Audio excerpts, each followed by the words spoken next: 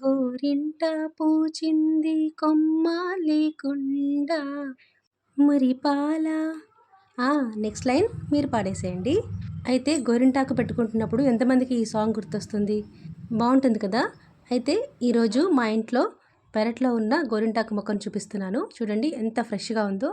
వర్షం కూడా పడుతుంది కదా, ఆకులన్నింటినీ కడిగినట్టుగా చక్కగా క్లీన్గా ఉన్నాయి. ఇప్పుడు ఈ ఆకులను కోసేసి బాగా ఎర్రగా పండాలంటే వీటిలో ముఖ్యంగా ఒక 3 ఐటమ్స్ వేయాల్సి ఉంటుంది. అవేంటనేది మీరు చూడండి. అవి వేస్తే కనుక మీకు మంచి కలర్ వస్తుంది, చాలా ఎర్రగా పండుతుంది.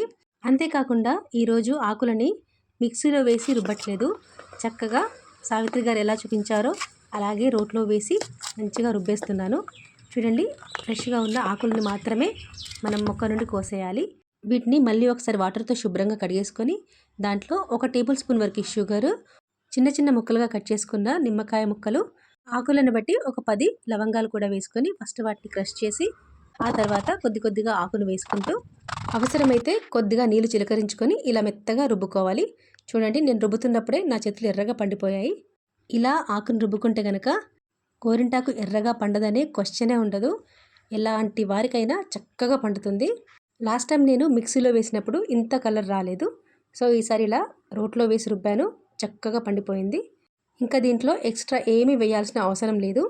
ఈ 3 ఇంగ్రీడియంట్స్ వేస్తే మీకు చాలా బాగా పండుతుంది. మీకు ఈ ఐడియా నచ్చిందా? మరి నచ్చినట్టయితే వీడియోకి లైక్ చేయండి, షేర్ చేయండి, కామెంట్ చేయండి. తప్పకుండా సబ్స్క్రైబ్ చేసుకోండి. తర్వాత రోల్ని చక్కగా శుభ్రంగా వాష్ చేసి దానిని తుడిచేసి పక్కన పెట్టేసుకున్నాను. నెక్స్ట్ మనం వీటిలోనే కదా పచ్చళ్ళు చేసుకుంటాము, అందుకని.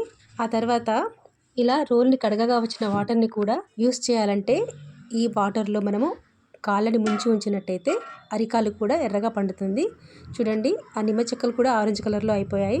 అంటే మీరు చూసుకోండి ఎంత కలర్ వస్తుందో. కొంతమందికి కంప్లైంట్ ఉంటుంది కదా, నాకైతే అసలు పండనే పండదు అని. అలాంటి వాళ్ళకు ఈ వీడియో చాలా యూజ్ అవుతుంది.